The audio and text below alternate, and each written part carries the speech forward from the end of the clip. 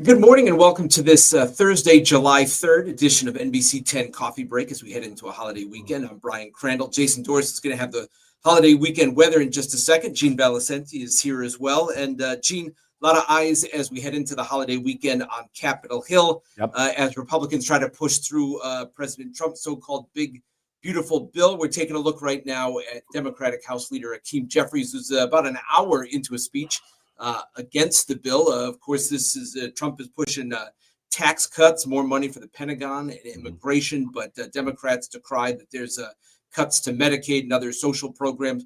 Gene, you've been talking a lot about this week. I have. I went to bed last night and the bill was going to fail. They didn't have enough votes. A bunch of Republicans jumped off. But when I woke up this morning to do the radio show, a lot of arm twisting overnight. The Republicans now have the votes. And right after Hakeem speaks, not shortly thereafter, I think they're going to vote on this. It'll be passed. And Speaker Johnson says he'll get it to the president's desk a day early. The president wanted by 4th of July so he could sign it with the fireworks behind the White House, but he's going to get it today. And listen, a lot of people don't like it for a variety of reasons, including some Republicans who say it's going to throw too many people off Medicaid. And that includes people in the rural South who are on a lot of Medicaid. However, Trump says we're only throwing those off who don't deserve it to begin with, and we're rooting out waste, fraud, and abuse. So like most things political, the truth lies somewhere in between. I will tell you this, in extending the tax credits for senior citizens on Social Security, they're going to see some real money in their pockets. The estimates are that more than 80% of the people are going to pay no federal taxes on their Social Security. So that's going to be money in their pocket. Also, no tax on tips, no tax on overtime. And the top tax rate stays at 37% instead of 39%. So there's both sides have something to complain about and something to fight about. But that seems to be the bottom line. It's going to pass. Well, right. And there were Republicans who were against it, including Elon Musk, who, famously bashed it. And he and Trump got into it a few weeks ago because it raises the federal debt by about $5 trillion.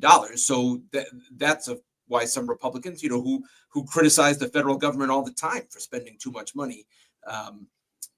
That's again a Republican opposition to it. But as you said, it looks like the Republicans have figured things out and it's going to pass. But let's hear again from the opposition, Rhode Island Congressman Seth Magazine. Under this bill, $5 trillion of debt are being added that will be paid for by my children and your children and their children for generations to come. But the cult leader has decided he wants his photo op on July 4th, and our Kool-Aid drinking colleagues are going along with it.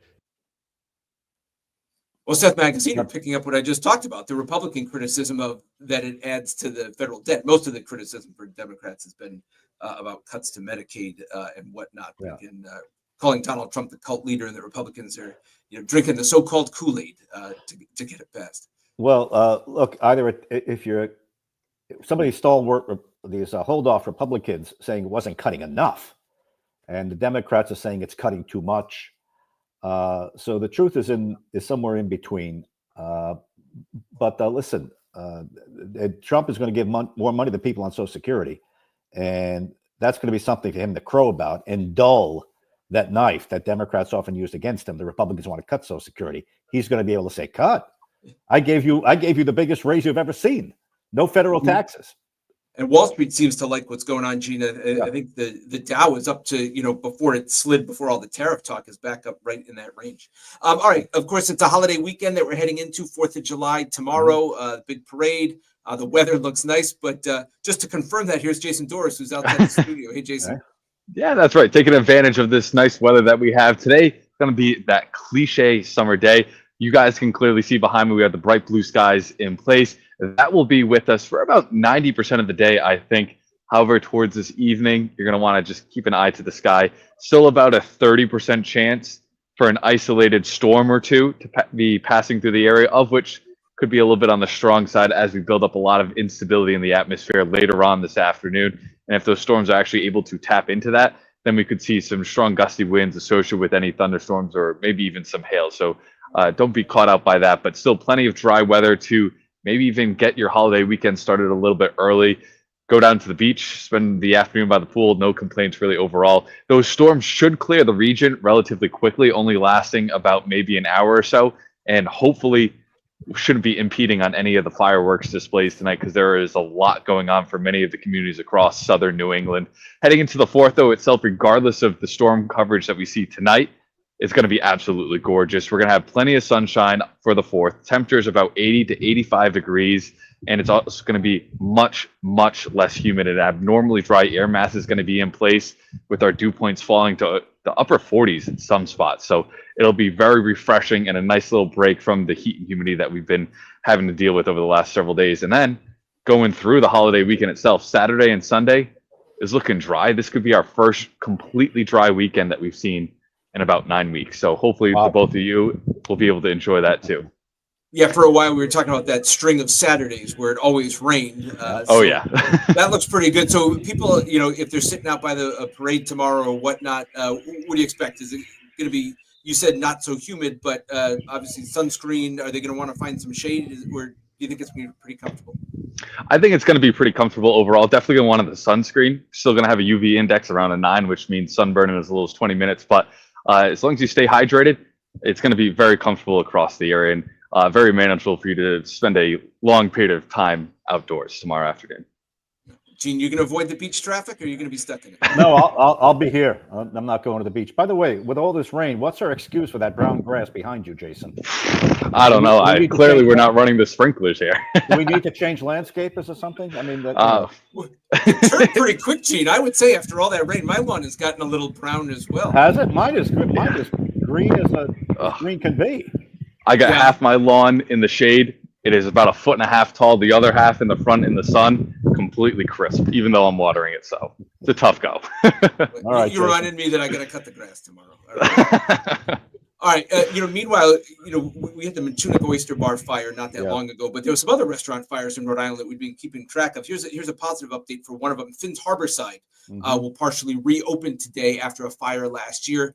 The outdoor bar there called Slip 38 will be open from noon until 10 o'clock Wednesdays through Sunday. The kitchen, though, remains closed and food options limited. Of course, Matunic Oyster Bar was back in the news earlier this week because they were able to open up an outdoor dining space with the help of lawmakers and the governor, who passed and signed a special bill just to make it happen. So some outdoor dining options along the waterfront for you.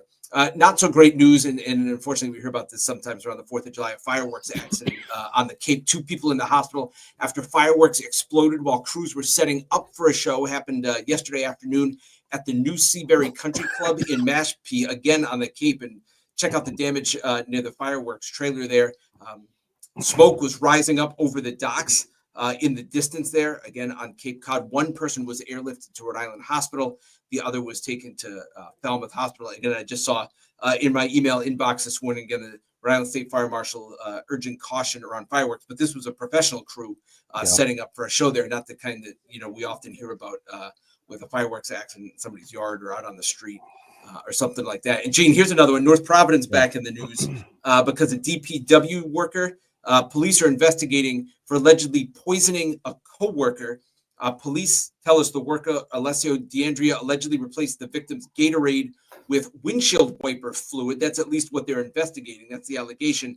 And the co-worker then had to go to the hospital twice. No charges. That worker under investigation is on leave.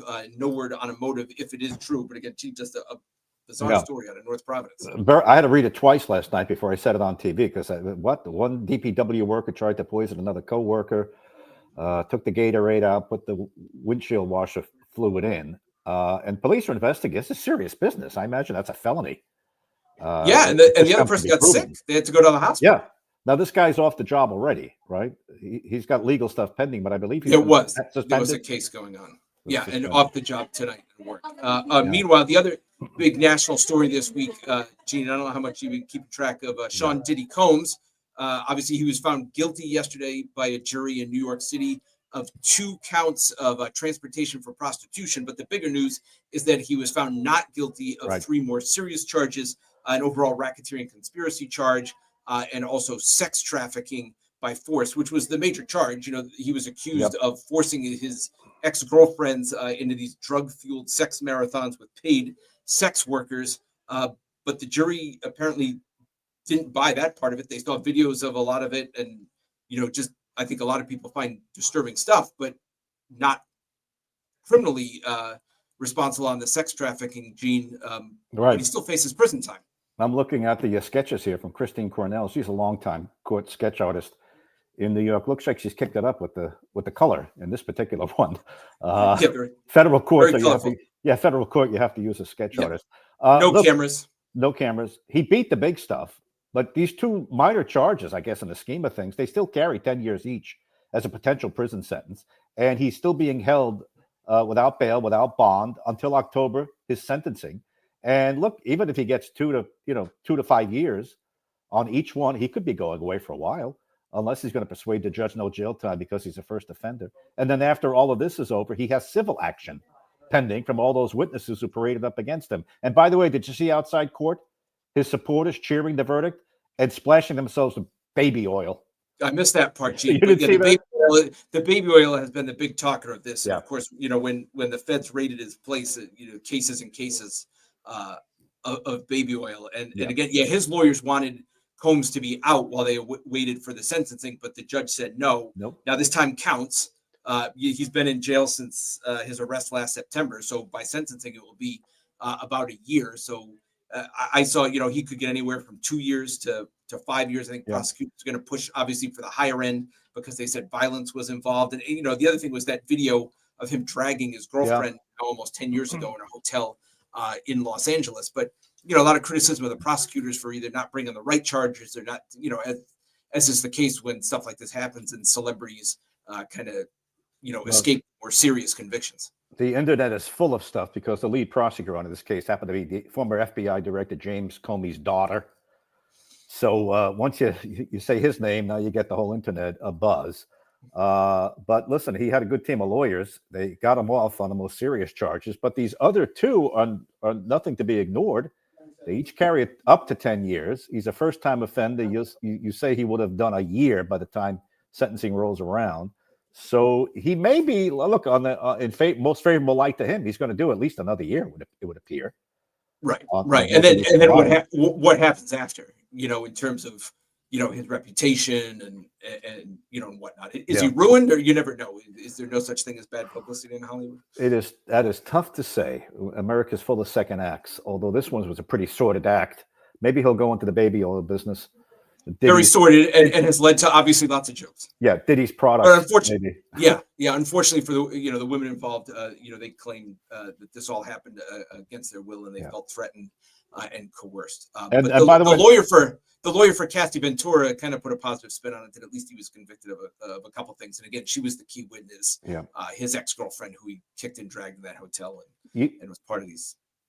She's from our neck of the woods. She's from New London, Connecticut, originally. Oh, I didn't know that. Local angle, yeah. Right over the border. All right. The other big court story yesterday was out of Idaho with a man who killed those four University of Idaho students back in 2022. He entered a guilty plea to the 4 murder charges. Brian Koberger, he went into an off-campus house in Idaho and stabbed the 4 students, and they still don't know why he did it, whether he targeted one or all of the people in the house. But the other part of this is so he reached a plea deal with prosecutors. So he's got 4 life sentences, but he avoids the death penalty, which led to some criticism from at least one of the victim's parents. So let's hear what happened in Idaho yesterday. On or about that same day in Moscow, Idaho, kill and murder Kaylee Gonzalez, a human being. Yes. Yeah, and that was the beginning of the guilty plea there. And Koberger really didn't say a whole lot. He just kind of matter-of-factly answered yes to whether he murdered the 4 students and entered the guilty pleas. But it was Katie Gonzalez's father who's been the most critical, and he actually walked out of the courthouse before the plea was actually entered yesterday. Very critical, wanted the death penalty. Said the prosecutors cut the families out of the loop, but a couple of the other families said they're good with it, Gene. Yeah, and you're right. No motive. We still don't know why he did this. That house has been torn down, I believe. That whole community is shaken. And as I recall from the beginning reporting on this guy was kind of a whiz kid in certain areas. He studied criminology. So he was very tricky, but they got him, and now they got him for good. And he's never getting out. But it's not young enough. If you remember, they caught him weeks later at home in Pennsylvania. at his parents' house. And, and now they say, he cleaned everything up after, but it was, GPS tracking and other evidence that led to the case, led to him. But again, so he still has a sentencing coming up, but the plea deal is that it's 4 life sentences and not the death penalty. All right, we're going to get a look at what's coming up on NBC 10, 4 o'clock right now. All right.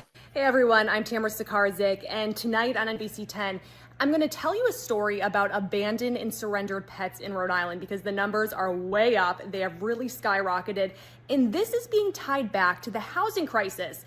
When you think about it, it makes sense. If landlords are not allowing pets, and people are struggling to find housing to begin with, they then have to give up their pets in order to find that housing. But as you can imagine, animal shelters are now being overcrowded because of this. Some pets are just being let out on the streets, which is horrifying to think about. They're just being left in apartments as well. So I spoke to the RISPCA along with the Cranston Animal Control Officer more about the increase that they have seen and the impact this has on their shelters, and also what people at home need to know about this. So catch my full story tonight on NBC 10.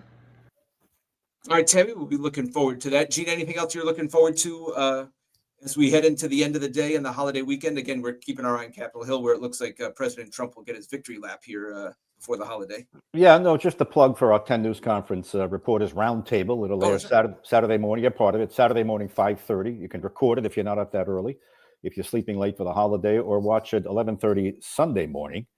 And then next week, we have Speaker Sakarchi on, where he knows we'll ask him if he's running for governor. He gets asked that every time somebody sees him. Maybe we'll get lucky. He'll give us an answer. Right now, he said he hasn't made a decision yet. Yeah, and for this panel discussion, we talked about that. We talked about the governor not signing the budget, but also not vetoing it. The big stories for the first half of the year, of course, the bridge, Karen Reed trial, and whatnot. All right, Gene, thanks for joining us. Coffee break this morning. We'll be looking for you. And thank you all for joining us on this NBC 10 coffee break. Have a great rest of the afternoon. Enjoy the weather. Enjoy the 4th of July and the holiday. Of course, news and weather updates always available on turnto10.com. We'll be back on TV for NBC 10 News at noon.